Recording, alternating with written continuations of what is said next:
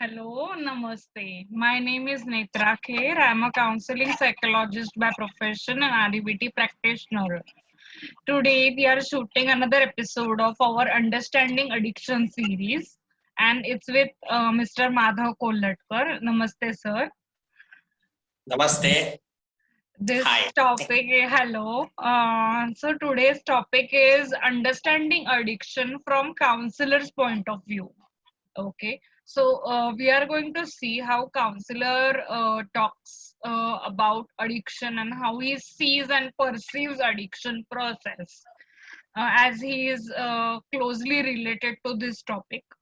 Mr. Madhav Kollatkar is a person who is working in Muktangandi Addiction Center, which is situated in Pune, and he's working there for past 12 years now. So he's having immense knowledge plus experience in this field. He's also done his graduation and post graduation diploma in counseling. Okay. So the first question from me to you, sir, is what you see in a patient or even in a recovering addict when he comes first for counseling? Firstly, I see to it I look at as a human being. He's a patient. He's going through immense problems, so that is why he has come here. So Okay. once I see him physically, I observe his body language. Whether he has any tremors, whether he has any withdrawals, how is he? Is he weak? He's okay. Um, his eye contact is there or not? Is he hesitating to speak? Uh, so I try to break the ice in a very informal way, and I see him settling down slowly. I'll inquire with the ward in charges also available there. How is he doing since the last few days? Is he consuming his food, taking his tablets on time? Uh, does he have any other issue which is bothering him? So these are the finer things I look at first when I see him. And I Oh, slowly start making him comfortable. So my normal questions are you comfortable? You are settling down? Are you feeling okay? Are you restless? Are you getting proper sleep? This is the way I start. okay. As you are working in a rehabilitation center for past 12 years, sir, now.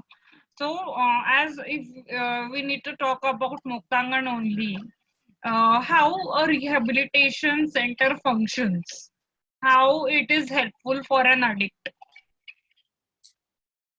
Okay, this is our 35th year. In the last 35 years, we are working in the field of addiction, de-addiction, and rehabilitation. Muktagan functions on four fronts. One is treatment, one is awareness, the other is training, and other is treatment. Okay. So this is the way we do it. It's a 30-day program. Due to COVID, since the last 1 year and the lockdown and thing, a few things have changed. But otherwise, the 30-day curriculum and the program is the same. Somewhere the patient has to be willing. We just don't dump him here because he's not a thing to be dumped. He's a patient. So he needs to be a little bit willing. Once he's willing, he comes into our center. And for the next 30 days, he's going to be here. And accordingly, he goes through a lot of changes. The first is going to be the withdrawal symptoms, say the first initial days, physical withdrawal or tremors or shivering, or getting used to this new environment, staying away from home. And he is not going to be isolated because there are going to be 15 patients with him.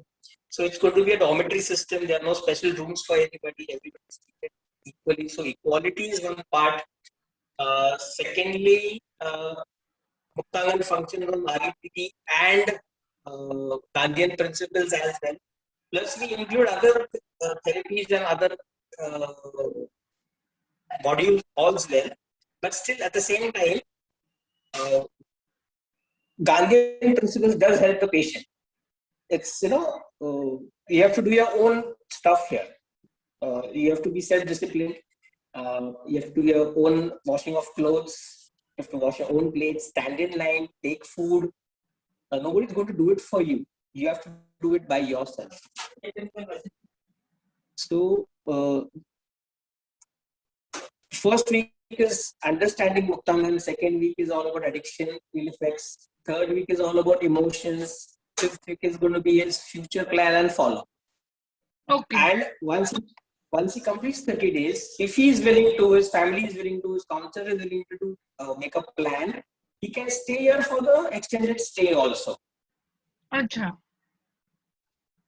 So that facility is also there. That is known as the Vikasan ward, which is for rehabilitation. He can take his own time here for confidence building, or he's unsure about himself outside, or still he's a little bit scared of facing the world, or he's not that prepared. He wants to understand more about himself and addiction. So he can extend his stay, and he can stay here for a longer period also if he wants to. The USP of Muktangan is now, previously there were more than 80% of recovering addicts working as counselors. Today the ratio is 50-50, where we have professional counselors also and recovering counselors also who are qualified also. So we work in fusion because trends in addiction have changed. There have been a lot of personality issues also, psychological problems as well. So now we are dealing with a lot of challenges. So we have patients coming from internet addiction treatment. We have people coming from gambling.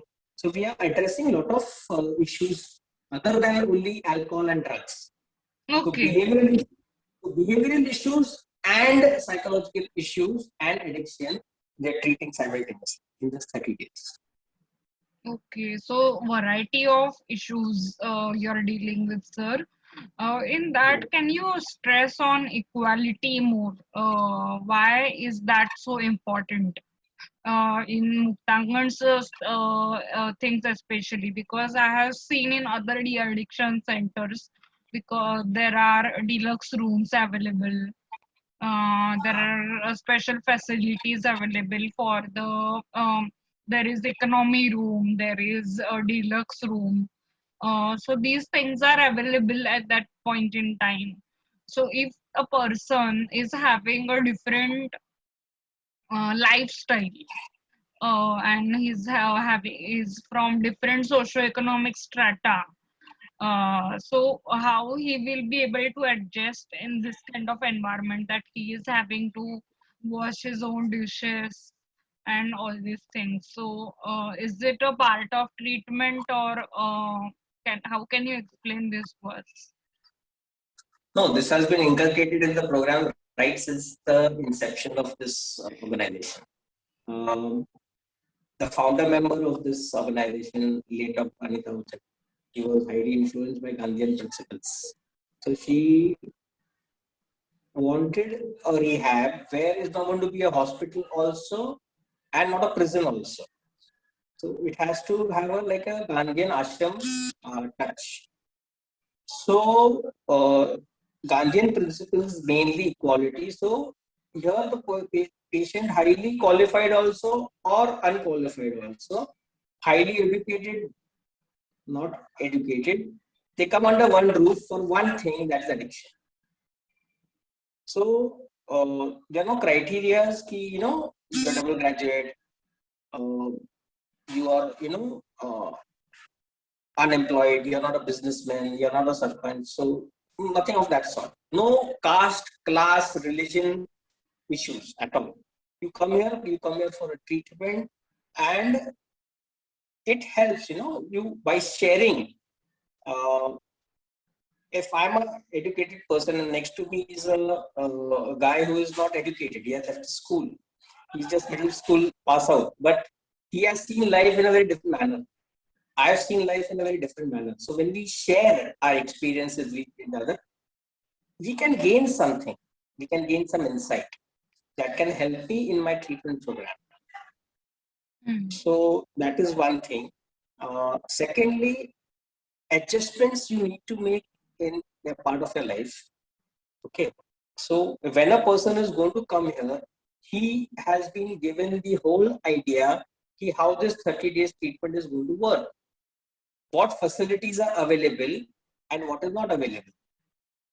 So we are not forcing anybody. You have to come here, or the family is not forcing them. The family has heard the name because whenever you search in our search engine, the Muktagan name crops up because people are aware of it. The treatment here is good. The module is highly influential in the sense that it helps a lot of people, thousands of people. So in that manner, I could say the equality plays a big part. If you're treated equally, you're treated as a human being, and somewhere yes, even I have a problem, and a person who is not the same from the social economic background, even he has a problem. So what is it that is stopping me from getting de-addicted?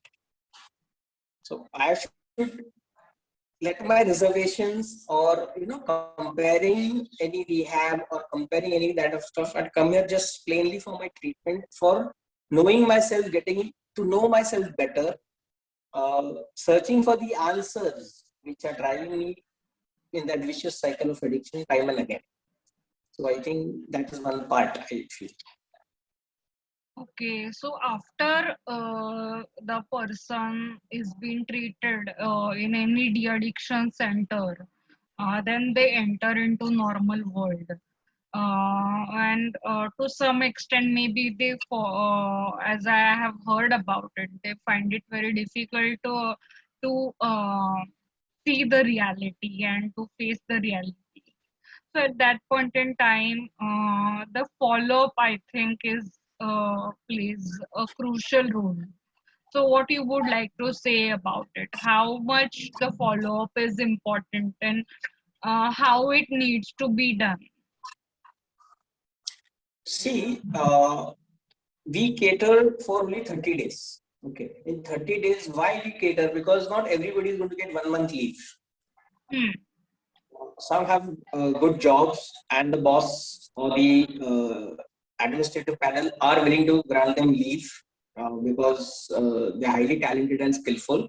So they can grant only 1 month leave. So that what we see here to see all over, yes, 1 month is the right thing currently, and then we can focus on the follow-up program.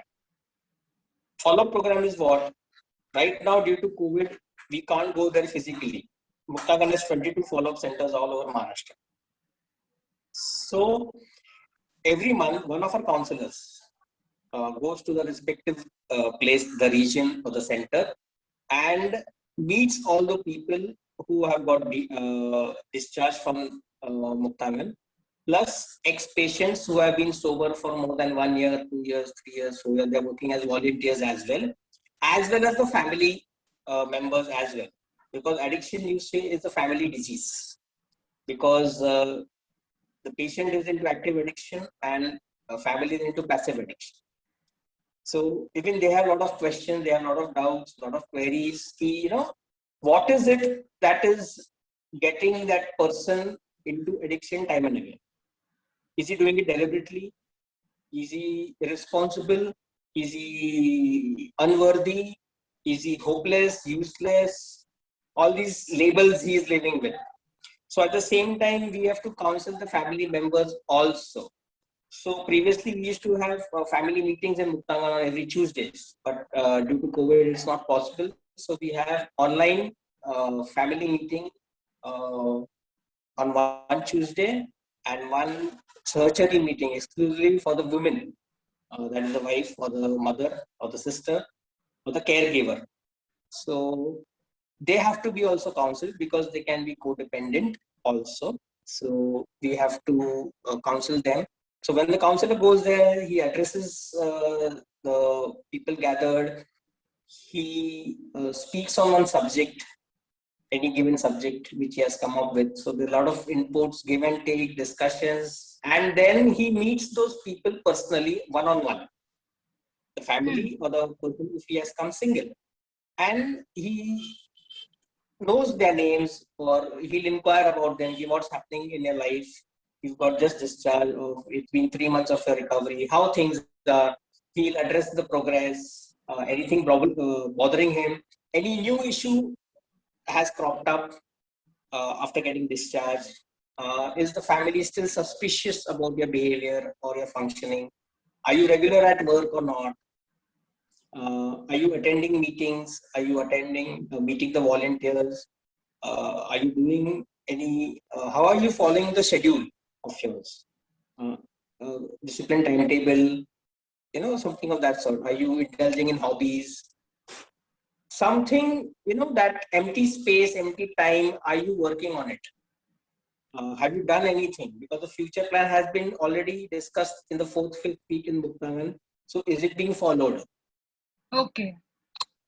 So accordingly, the issues, and when the patient feels so nice, the counselor has acknowledged me, he's talking to me, the family also, the wife or the mother also feels so happy. Array. So they get that energy, that a tonic for the next 15 days for a month. Next meeting, things are going to be much better. So, but now physically is not possible. So online meetings we have regularly. They must be getting say 2 to 3 meetings every week. So at least join, and good topics are discussed. So which is helpful in their recovery, because recovery is not just staying away from addiction or any kind of substance. It's just how you lead a healthy life, happy life. What ingredients are you going to add in your monotonous mechanical life? So if you're not going to do any kind of addiction in future, you're going to remain away from it, you're going to abstain from it. So what is it that is going to give you that high? How are you going to be with the family? How are you going to give them more time? How are you going to manage your finances? All these issues work in the follow-up, because follow-up is a lifelong process. Addiction is a lifelong journey. So it's like diabetes. No, it can be controlled, but there's no permanent medicine. So follow-up is a medicine, and it works. There is one way of follow-up, like is in general now due to COVID, it's happening online. But whatever I know about Muktangan, that meetings happen once a month. So follow-up happen once a month. So there is 1 month gap. So it maybe it is possible for an addict to become vulnerable during that point in time for addiction. So I have also visited and heard about uh, alcohol anonymous meetings which happen at various centers, and they are daily available. Okay, so how they are important, and what's different in them? 12 stepping program is all over the world, even in India, and even we in Muktangan introduced 12 stepping program and the 8 meetings in Muktangan. What is it? How you attend the meetings once you get discharged? Like you said, pre-COVID, it was only once in a month, but in between we used to say at least twice to thrice a day, thrice a week, you should attend the AA meetings. AA meetings is basically a self-development program. It helps you to work on your character defects. Every person has character defect, even a normal person has, but in addiction, the intensity goes up, especially of ego, anger, So, identifying and working on it. If you attend regular meetings for a period of more than 3 months, 6 months, you are eligible to take a sponsor. Sponsor is like a counselor who guides you in your recovery journey. And he tells you and he keeps you affirmative, saying, don't worry, keep attending the meetings. He gives them some tasks. He, take some inventory about yourself. Try to understand yourself, where things are going wrong, how was the childhood, how was the adolescence, what happened once you got a job, after that what happened, So he keeps guiding that person. And A meetings is one of the platform where a person can stand up and share openly. Nobody's going to judge you there, right? When I introduce myself and I say, hi, my name is John and I'm an alcoholic, they say hi. Okay, so it is only there where you have to introduce yourself, I'm an alcoholic. Why? It is cutting on your ego also. Secondly, yes, I know I have a problem. Secondly, I know I'm a sick person. If I tend to forget, there are chances I may slip. So one platform where you have to be honest, where you have to be open, where you're not bothered if somebody going to judge you. It's hardly 3 minutes to 2 minutes where you share. It's 1 hour meeting. You have to just listen, and there are great speakers who speak on various subjects. There's a blackboard where thought for the day is written, some quotes are written. There are books which you can read. The material is available, I think, on Google also. So big book is there which you can read. You can understand more about addiction, more about self.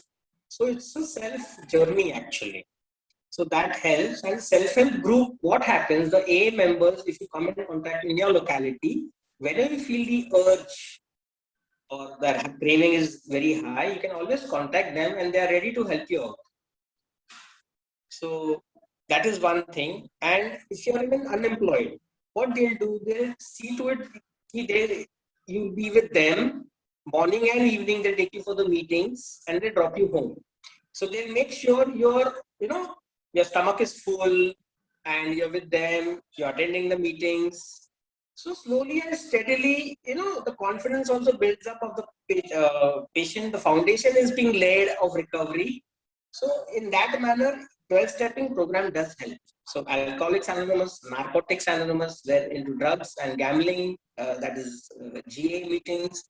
So all over India also, all over Maharashtra also, the meetings do take place. Now with COVID also, some places physical A meetings are being conducted following the social norms, but online also, and they have various groups where they share the sharings, the audio. That also helps. So they play a big part. And I think, understanding the 12-stepping program, in fusion, understanding the rehab, what you've learned, you make a fusion and, it's fantastic for your recovery journey. Okay. One more question which came in my mind right now, sir, is about there are various kinds of addictions as you mentioned, and people come to you. There are newer kinds of addiction like mobile addiction, gaming addiction, behavioral addictions. These are different kinds of addictions, but there are different kinds of populations also which are getting affected nowadays, which I have heard recently is the age of addiction has become less. Now teens are also getting affected, and they are addicts nowadays. Okay, so with different kinds of populations. For example, teens is one population. Another population is of females. Which other populations come in Muktangan, or even in you have observed in this is the trend going on in new de-addiction centers? See, what I see is we have an age group from say 17 onwards till 65, 70. Okay. But the ratio of 17 to 25 or 17 to 30 is on the higher side. So 17 to 25 is a worry because majority of them are into weed. Okay. So that is one area where, it's challenging area because, it's not just weed, there are other kind of issues also. Communication gap with the family members, then, drop out from college or school, not able to concentrate, not able to focus, set of friends has changed, lifestyle has changed, and there is no goal now for them right now. That is one issue which is bothering them. Secondly, due to digital age, they want everything fast. So recovery is not fast. And secondly, the realization that the weed or any other kind of substance is troubling them in their life, they're not able to fathom that. So that becomes very difficult for them to accept. Thirdly, I see middle-aged, say around 40s, that age group, they're married for more than 5 years, 10 years, and a lot of marital issues have come up. That is one area of, I can say, which needs to be again addressed, which we are addressing, but at the same time, like I said, in 30 days, how many areas are you going to explore? Marital issues, they need experts, they need guidance, because wife can take a role saying, take a stand, I'm going to divorce him now. I've given him 15 chances. He's not improving, and it's affecting the children, it's affecting me. I'm looking after the house, that frustration level has gone up. So already he is feeling hopeless and helpless. So once he says, I'm going to divorce you, again he thinks it's a setback in his life, and there's no way now I have to give up. So that is one area I think which needs to be more tackled. So that is one group. Those who are above 60 feel that they've achieved and done everything in life. They've taken BRS, but they're not able to pass their time. So they feel if we drink, say, in a moderate quantity, what is the problem? So that is their thought level and the thought procedure. So then we have to explain, it's not the question how much you drink or what you drink. If it's affecting you, it's affecting your health and the life and the people around you. So that is the problem. So you need to come out with something where you can keep yourself busy. Say joining a senior citizen club, reading, spending time, traveling, and playing with the grandchildren. That is the way you can pass your time. Why you need any other substance? So it's not one specific target area is there. Behavioral addiction is on the rise now due to COVID. What happened? Everything is online. So digital detox is also very important. Previously we used to hear detox only for say nicotine or alcohol or drugs. Now you have to use it for digital because most of the time is spent on the screen.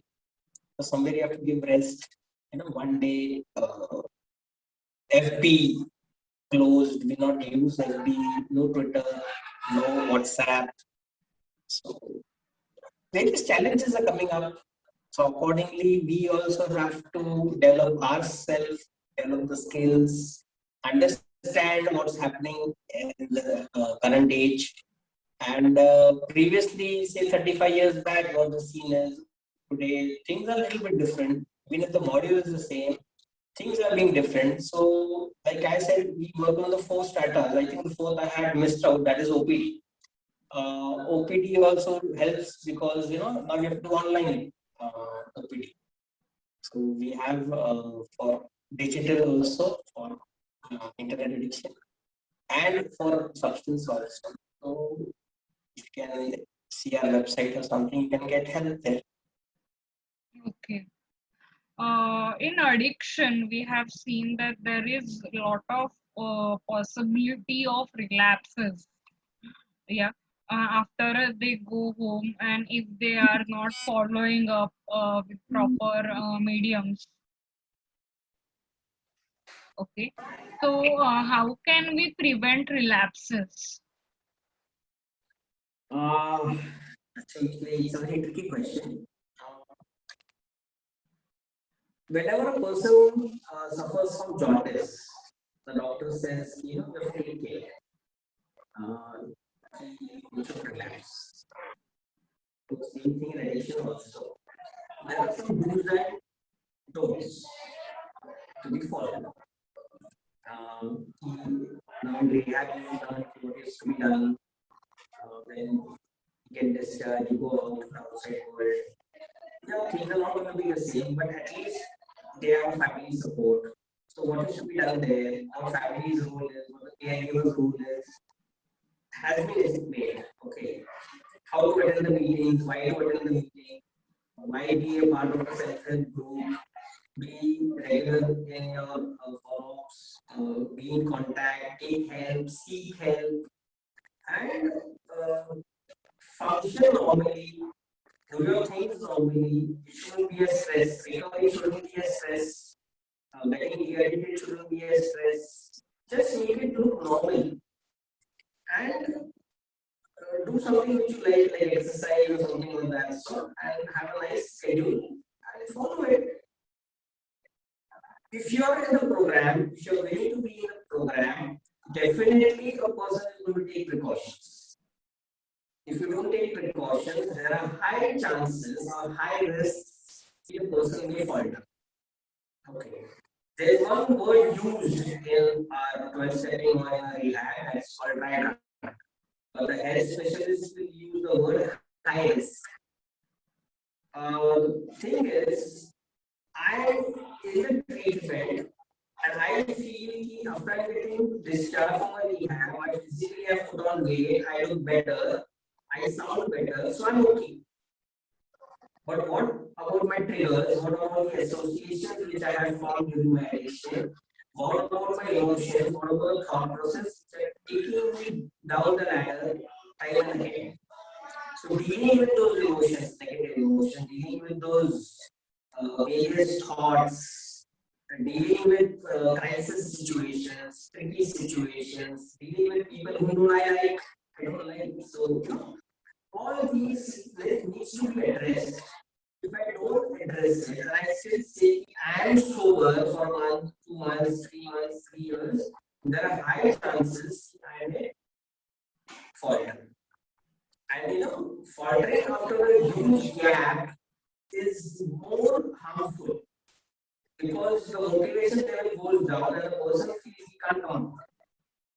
So it's better he takes help in advance and try to understand and be open with the counselor or the therapist or the sponsor, any person whom he trusts or has faith. So that can help in preventing relapses. Okay. Thanks a lot, sir, for your wonderful insights. And today we are reaching at our end of today's interview. Your knowledge was commendable and your observations were really helpful. Please like, share, and subscribe my channel. Here I'm signing off from Netra Talks. Happy sharing.